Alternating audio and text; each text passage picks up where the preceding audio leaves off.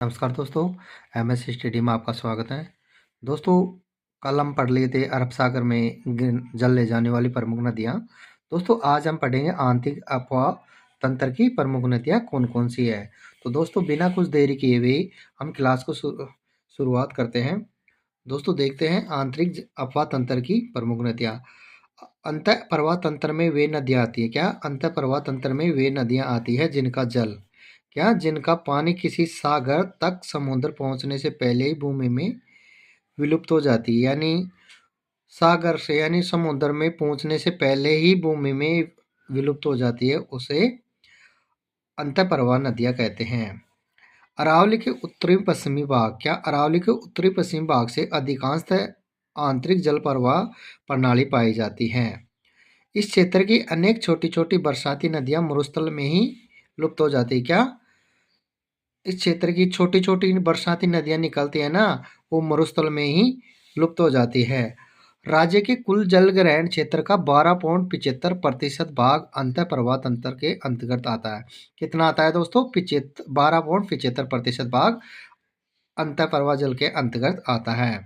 अब दोस्तों, देखते हैं आंतरिक अपवाह तंत्र की प्रमुख नदियां कौन कौन सी है। क्या आंतरिक अपवाह तंत्र की प्रमुख नदियां कौन कौन सी है? तो दोस्तों, देखते हैं विस्तार से। घग्गर नदी है, कांतली नदी, रोपारेल, काकनी है, काकनी नदी, साबिया, साहिबी, रोहिली नदी, रूपनगढ़, मेहता, खारी, खंडेला, बाणगंगा। रूपनगढ़, मेहता, खारी और खंडेला नदी, ये चारों नदियां सांभर झील में गिरती है। कौन कौन सी नदियां? रूपनगढ़, मेहता, खारी, खंडेला, ये सांभर झील में गिरती है। दोस्तों, शुरुआत करते हैं घग्गर नदी। क्या घग्गर नदी का उद्गम देखते हैं कहाँ से होता है। घग्गर नदी शिवालिक पर्वत श्रेणी शिवालिक पर्वत श्रेणी से उद्गम होती है। कालका माता का मंदिर शिमला हिमाचल प्रदेश से उद्गम होता है। किसका? घग्गर नदी का।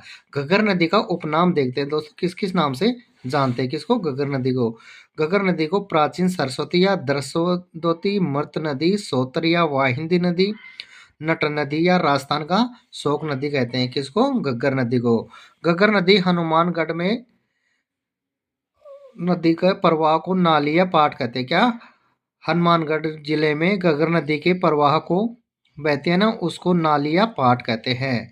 और पाकिस्तान में हकरा या हाकरा कहते हैं। किसको? घग्गर नदी के। यह नदी चार राज्यों क्या कौन सी घग्गर नदी चार राज्यों से गुजरती है। ये कौन कौन से है?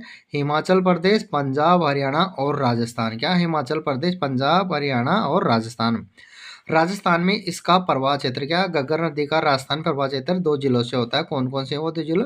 2 जिले हनुमानगढ़ और गंगानगर जिलों से होता है। किसका? घग्गर नदी का। यह राजस्थान की एकमात्र नदी है जो हिमालय से आती है। कौन सी? घग्गर नदी। कहाँ से आती है दोस्तों? हिमालय से आती है। घग्गर नदी का राजस्थान में प्रवेश। क्या? घग्गर नदी राजस्थान में तलवाड़ा टिब्बी तहसील तलवाड़ा टिब्बी तहसील हनुमानगढ़ से प्रवेश करती है। कौन सी? घग्गर नदी। इस नदी का तलवाड़ा झील हनुमानगढ़ में निर्मित है। कौन सी?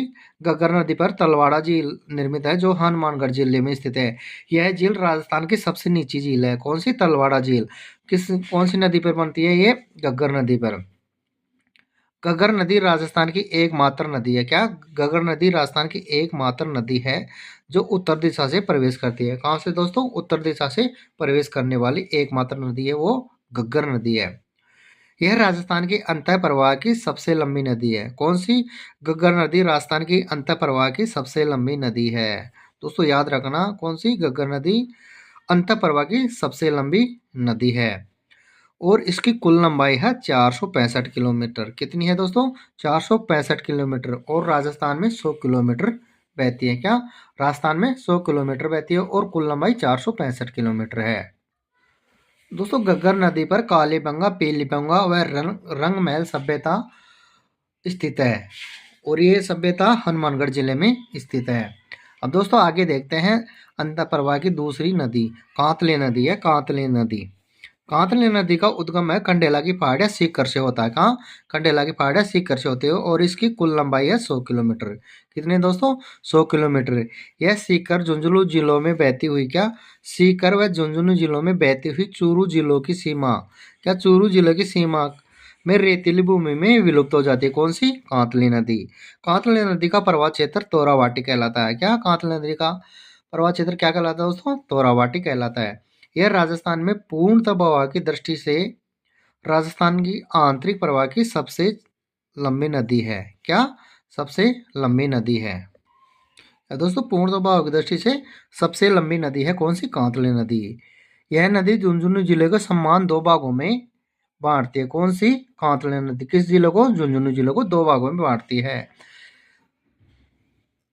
कांतली नदी पर गणेश्वर सभ्यता नीम का थाना इस नदी पर किस नदी के किनारे स्थित है? ये कांतली नदी के किनारे स्थित है। और ये गणेश्वर सभ्यता ताम्रयुगीन सभ्यता है। कौन सी? ताम्रयुगीन सभ्यता थी। सुनारी सभ्यता झुंझुनू। क्या? सुनारी सभ्यता ये झुंझुनू जिले में है। ये भी कांतली नदी के किनारे स्थित है। कौन सी नदी किनारे? कांतली नदी किनारे। कौन सी सभ्यता दोस्तों? सुनारी सभ्यता। कांतली नदी की सहायक नदियां हैं साप व मावत नदियां हैं। कौन सी? साप व मावत नदियां हैं। दोस्तों आगे देखते हैं काकनी या काकने नदी। क्या? काकनी या काकने नदी। काकनी नदी का उपनाम है काकने या मसूड़ी नदी भी कहते हैं। किसको? काकनी नदी को। इस नदी का उद्गम है जैसलमेर के दक्षिण में स्थित है जो कोठरी गांव की पहाड़ियों से होता है। कौन से? कोठरी गांव की पहाड़ियों से जैसलमेर जिले में होता है। यह राजस्थान की सर्वाधिक मार्ग बदलने वाली नदी है। कौन सी? सर्वाधिक रास्ता बदलने वाली नदी मानी जाती है। कौन सी को? काकनी या काकनी नदी को। यह नदी कम वर्षा में भुज झील। क्या? कम वर्षा में भुज झील रूपास गांव के पास निर्माण करती है। किसका? भुज झील का निर्माण करती है। यह नदी मीठा खाड़ी में विलुप्त हो जाती है। कौन सी? काकनी है काकनी नदी का। कहाँ पे दोस्तों? मीठा खाड़ी में विलुप्त हो जाती है। कौन सी नदी? काकनी है काकनी नदी।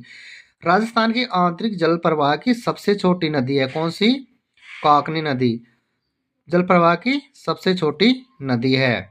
अब दोस्तों आगे देखते हैं मेंथा या मेंढा नदी। मेंथा या मेंढा नदी का उद्गम होता है मनोरपुरा जयपुर से होता है। इसका प्रवाह क्षेत्र है मनोरपुरा जयपुर से डेडवाना कुचामन से पुनः जयपुर जिले में प्रवेश कर सांबर झील में उत्तर दिशा से गिरती है। कहाँ? सांबर झील में कहाँ से गिरती है? उत्तर दिशा से गिरती है। कौन सी? मेंथा नदी।